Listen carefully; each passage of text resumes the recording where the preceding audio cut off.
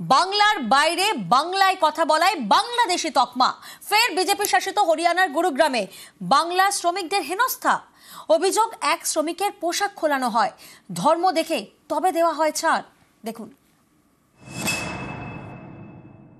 আমি হিন্দু না মুসলিম এরাদের বিশ্বাস হলো না, আমাকে নাঙ্গা করিয়া প্রমাণ করিয়া তবে শুনে আমাকে হিন্দু বলি আমাকে ছেড়ে দিল।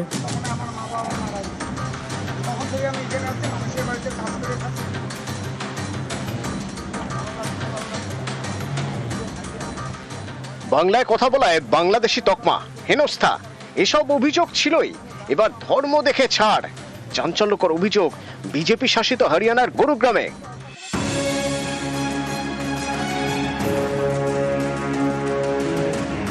গুরুগ্রামে 62 এবং 64 নম্বর সেক্টর, এখানে বাঙালি পরিযায়ী শ্রমিকরা থাকেন, দিনমজুরের কাজ করেন, টেনে টুনে সংসার চালান। এইসব শ্রমিকরা এখন চরম আতঙ্কে। অভিযোগ, বাংলায় কথা বললেই বাংলাদেশি বলে সন্দেহ করছে পুলিশ, থানায় তুলে নিয়ে যাচ্ছে, মারধর করছে। কোচবিহারের বাসিন্দা হেমন্ত বর্মনের দাবি, সম্প্রতি তাকেও তুলে নিয়ে যায় পুলিশ। ভোটার কার্ড, আধার কার্ড দেখিয়েও কাজ হয়নি, শেষমেশ তার পোশাক খোলানো হয়, ধর্ম দেখে তবে ছাড় দেয় পুলিশ। 19 তারিখ শনিবার ছিল, আমাদেরকে 7:15 নিয়ে গেছে, সকালবেলা নিয়ে যায় আমাদেরকে সারাদিন রাখা হলো। রাখা হওয়ার পরে আমাকে 8:30টার সময় আমাকে, আমি হিন্দু না মুসলিম এরাদের বিশ্বাস হলো না, আমাকে নাঙ্গা করিয়া প্রমাণ করিয়া তবে শুনে আমাকে হিন্দু বলি আমাকে ছেড়ে দিল। আর আমার যে শ্রমিক ছিল আর বাকি ভাই এদেরকে ছাড়ে নেই। আপনি কাগজ দেখিয়েছিলেন? আধার কার্ড, ভোটার আইডি আমি দিতেছি। আমার কি এটা তো আধার কার্ডের কোনো মূল্যই দিতেছে না। তা আধার কার্ড আপনি কে বানালেন? আমাদের এটা কে দিছে? সরকারে দিছে তো আমাদেরকে। পুলিশের ভয়ে অনেক শ্রমিক ঘরবন্দি, কাজেই যেতে পারছেন না। রাস্তা থেকে ওঠায় নিয়ে যা মারপিট করতেছে, হ্যাঁ, সেই ভয়ে আমরা ডিউটি ভালো করে করতে পারছি না, ভয়ে আতঙ্ক হয়ে আছে ঝুঁকিতে। পেটের দায় আছে, এই পেটের দায়ের জন্য যদি আপনারা যদি কোনো কাজ করতে না পারি তাহলে আমরা কী করে বাঁচবো? আমরা যদি ভারতবর্ষে থাকিয়া যদি ভারতবর্ষের নাগরিক না হই তাহলে আমরা কীভাবে থাকবো এই জায়গায়?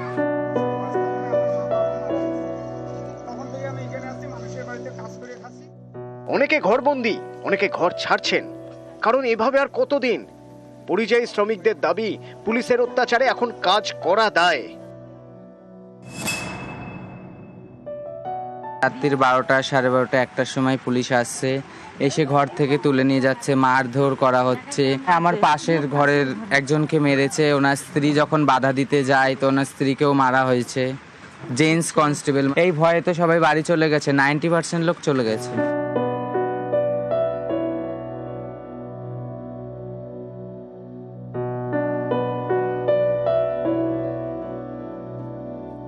অন্যান্যরাও বলছেন যে সরকার কিছু একটা ব্যবস্থা করুক, পশ্চিমবঙ্গ সরকার কিছু একটা ব্যবস্থা করুক তাদের নিয়ে যাওয়ার, এবং যদি তাদের কাজের ব্যবস্থা করে দেয় বাংলার সরকার তাহলে তারা এই আতঙ্কের দিন গুজরান আর করবেন না। গুরুগ্রাম থেকে ক্যামেরা পার্সন আপু পাঠকের সঙ্গে মৈত্রেয়ী ভট্টাচার্য, নিউজ 18 বাংলা। গতকাল পুজো নিয়ে বৈঠক হয়, আর সেই বৈঠকে পরিযায়ীদের পাশে থাকার বার্তা দেন মুখ্যমন্ত্রী মমতা বন্দ্যোপাধ্যায়। পুজো কমিটিগুলির কাছে আহ্বান মমতার। যারা অত্যাচারিত হচ্ছে, নিপীড়িত হচ্ছে, জেলায় ফিরে আসছেন, দরকার হলে ক্লাবের পক্ষ থেকেও, প্রশাসনের পক্ষ থেকেও তাদের একটু নতুন জামা কাপড় দেবেন।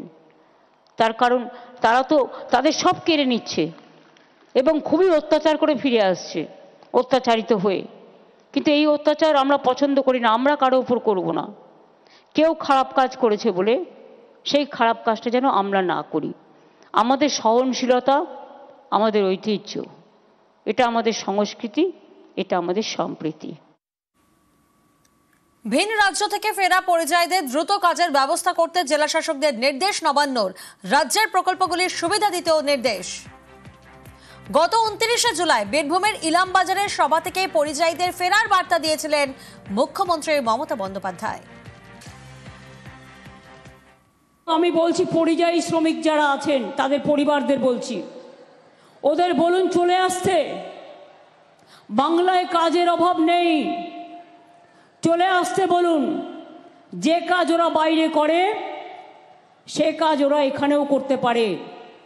ওরা যদি ফিরে আসতে চায় ওদের গাড়ি ভাড়া আমরা করে দেবো, ওরা যদি ফিরে আসতে চায় ওদের রেশন কার্ড করে দেবো, ওরা যদি ফিরে আসতে চায় ওদের স্বাস্থ্যসাথী কার্ড করে দেবো, ওরা যদি ফিরে আসতে চায় আমরা ওদের কর্মশ্রী প্রকল্পে ইমিডিয়েট জয়েন করাবো, জব কার্ড তৈরি করে। পরিযায়ী নির্যাতনের নিন্দায় অমর্ত্য সেন। যে কোনো একটা দিক থেকে সেখানকার কোনো অঞ্চলের লোকেই অন্য কোনো অঞ্চলের অনেকটা হচ্ছে, সেটাতে আমাদের আপত্তি করার কারণ থাকে। বাঙালি হোক, মাঝবাজি হোক, পাঞ্জাবি হোক, যে কোনো কোথাও সব মানুষকেই সম্মান দেওয়া, আর বিশেষত স্বদেশী মানুষদের যে তাদের যে অধিকার আছে সেগুলো স্বীকার করা ঠিক হয়ে না। তার মধ্যে